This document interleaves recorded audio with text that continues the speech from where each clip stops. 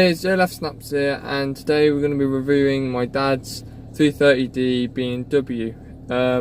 Tell us a bit about it. Well, like you say, BMW 330D, Yeah. F30, stage 1 ECU remap on it. It's running about 300 to 310, I think. Not been rolling roaded, so I can't say exactly what it's doing. Torque over 600 millimeters of torque, I think. So it's very torquey. 2012 model. Done a few little bits to it. Splitter on the front, some side skirts, tinted the front lights, a couple of little M badges around it, the BMW badges. Yeah, it's I've had it a couple of years now. Goes well, and yeah, we'll do a couple of runs in it if you want, and I'll show you how it goes. Yeah, cool. Quite new to this, so this is my first review on a different car than mine, obviously. This type of stuff, if it's, you know, too common, because a lot of people are doing them, but yeah, we're going to see how this goes with the runs and stuff, and yeah. We're just on our way out of the little car park area. I think this model has the paddle shifts, the different gearbox. What gearbox is it called? It's got the manual, like Tiptronic type thing. You got the paddles on the gear stick as well. Yeah. This is the Eco Pro. If I put it into Eco Pro now, it just gives me a little bit more you can feel it. Economy. It's a bit of a bit of a granny drive. Yeah, yeah. It's a lot more of a softer suspension. Yeah, the suspension goes softer. The gears change quicker and more economically. They don't stay at a high rev for too long, so it's sort of it's what I call a granny mode, because it's very. It's not very slow, obviously, because of the car, but you put it in eco if you're in and around town, and you're that fussed about saving. Fuel. Exactly. Yeah. The comfort mode is quite good. It's quite nippy. It goes quite well, even in comfort. You don't have to always put it into the sport and all that to give it a bit of stick. But nice, easy car to drive. Very light. It's nice to have the paddles. With it being in comfort, I can just flick the paddle now on the steering wheel. We're now in manual. Yeah, but we're using the paddles. Yeah, so, yeah. And I can knock it down. If I don't touch the paddles for a while, it goes back to auto drive anyway, and changes gears itself. Absolutely brilliant gearbox on these. I have been told that the gearbox is quite strong on them. I am eventually hoping to go with a hybrid turbo and remap again, and hopefully try and get about 360, 370 brake out of it. That's the figures that I've been reading online that you can get out of the hybrid turbo. So yeah, so just potters along nice and easy, nice and steady, and you know, you can put your foot down, give it a bit of a kick, and it goes quite well. Yeah, as you can see, and that's just in comfort, you know. Yeah, so exactly. Just gonna kick it down a bit. Sounds quite nice. Yeah, so we'll do a couple of little runs in Sport, Sport Plus, mode, and I'll show you the difference. Yeah, to be honest, even in the passenger, you can probably feel when you put your foot down, your head goes back. It's got quite a lot. Obviously, it's got quite a lot of torque in it, like this. It proper pulls you back. You're like, whoa, almost like you would feel it in a more high performance car. It just, it's like, whoa. It's got a hell of a lot of torque, and that's what throws you back. Yeah. Too many comeback bridges. I know, there's so many comeback bridges around here. Jeez. 330D with the stage 1 remap, you can properly feel it, especially with the torque, obviously. But once he gets his hybrid turbos in that he might be getting, I think this thing will be very quick. Yeah, I mean, you've raced a couple of cars here and I haven't raced. I don't race. Yeah, alright, whatever. But anyway, I've had a go with the M4. Don't get me wrong, the M4 will piss all over this. She topped, you know, getting to 100 mile an hour. It was quite close, but you know, anything over that, and the M4 is just going to eat it alive. Do you know what I mean? Because they're just awesome machines. Or M3, hopefully that'll be my next model. Yeah. As and when I can afford it, it'll be a year or so, maybe a bit longer yet. But Yeah. a goal to get an M3 or M4, and possibly put a stage one on that, and probably get about 500 brake horsepower out of one of them, 560, something like that. Yeah. Again, it's figures I've seen online that you can get. But I'm happy with this at the minute. Nice family 4-door saloon. It's got the power there if you want it, you know, and you can have a little bit of fun in it. If I change it now to sport, you've still got your driving dynamics and all that on, and your traction and everything like that, and it just helps you out a bit. But it tightens all the gearbox up. Gearbox over to sport as well. The revs go high. Yeah, you can it holds onto the revs, and now it's a bit jerky as well. You'll feel it more when it changes gear, and it jerks. It tightens everything up. Tightens the brakes up. Makes the engine sharper. Makes the suspension harder, and also the steering. The steering goes harder. It's not so light. It makes the steering slightly heavier. Yeah, yeah. Again, the feedback in the steer is not exactly great, but it's slightly better. But I don't know why BMW have made the steering change like it does, because it doesn't really make that much of a difference to the car, the effect on the car. Yeah. It's part of the setup that they've done. Yeah, yeah, definitely. I've got Goodyear tyres on the back, which are really good, to be fair. Goodyear Eagle F1s. I wanted them on the front as well, but at the time I couldn't really afford them and get the right size. So I've got Avon ZV7s, I think they are, on the front. Yeah. Which again are okay, but I would like the Goodyears on the front as well. Because to be fair, the Michelins that everybody goes on about are good, really good, you know, top tyre. But in my eyes, the Goodyear is just as good, you know, they're good in the wet. Not a bad all-round tyre. Another humpback bridge, as you can see. All humpback bridges on these country lanes. It would have been a diesel, you can't Really, hear too much. Yeah, you can't hear that Yeah, much. if it was a petrol, it'd be better. Yeah, oh, definitely. But you know, you don't get the torque as much out of petrol. That's the only problem. You got to think of those benefits. Right, this is another pool. So here we are in sport mode. I'll floor it.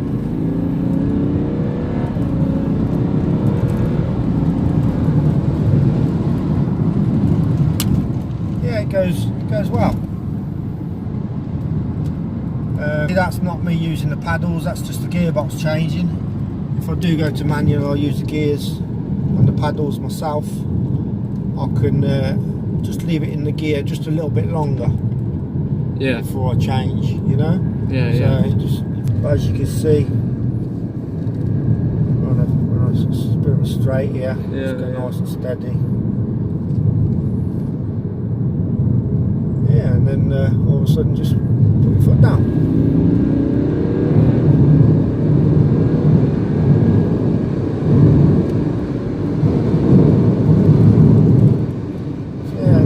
Well.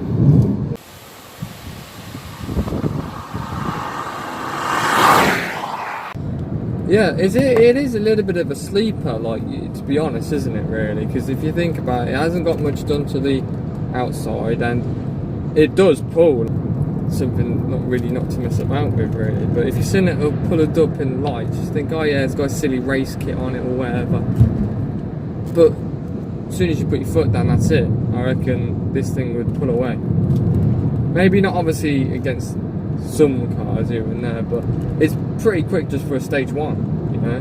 For what the car is, it's just a 4-door family. I know, yeah, exactly. I recommend if anybody can get the F30, 330D, it's the one to have. A lot of people rave on about the 335Ds. Yeah.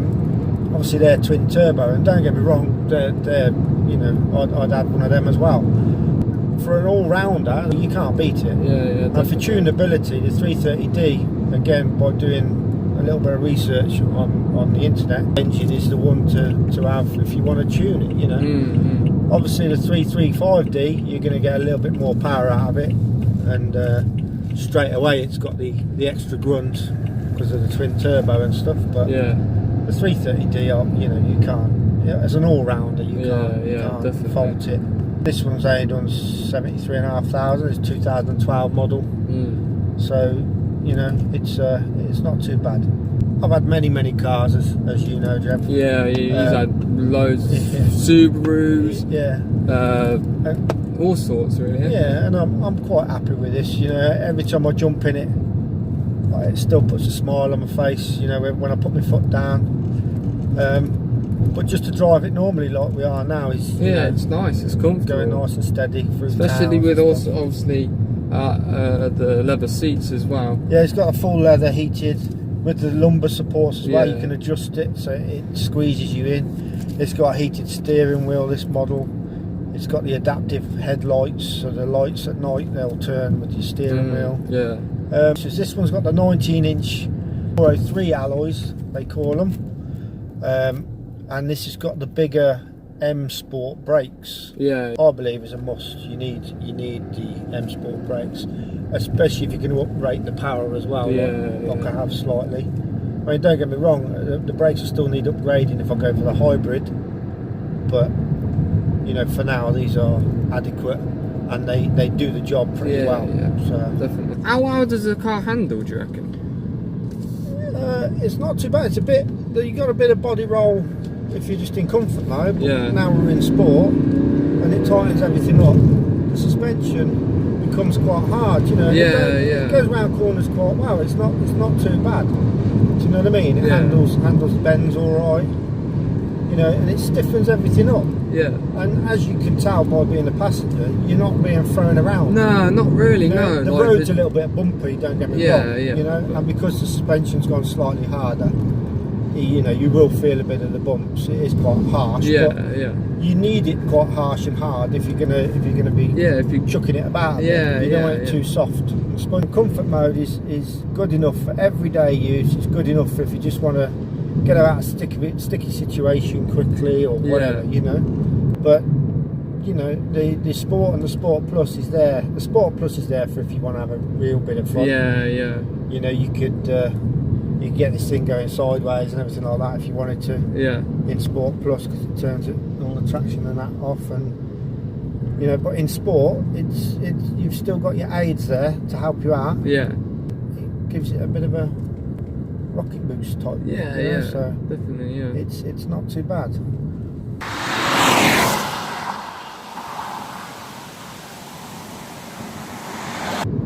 Let the car do the talking.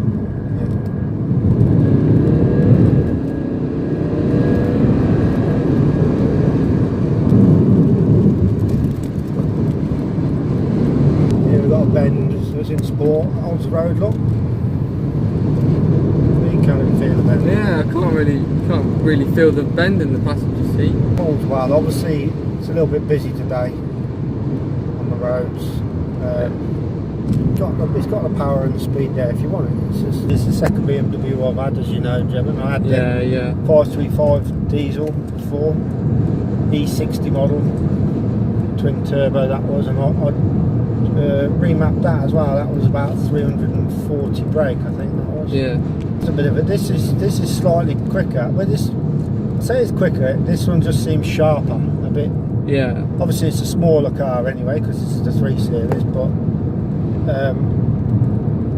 This one just seems that a little bit sharper than the 5 Series was, but the 5 Series was shit hot. You know, that was a nice car to drive and everything. Yeah. Didn't have the 8-speed box like this, so it had the older box, the older gearbox.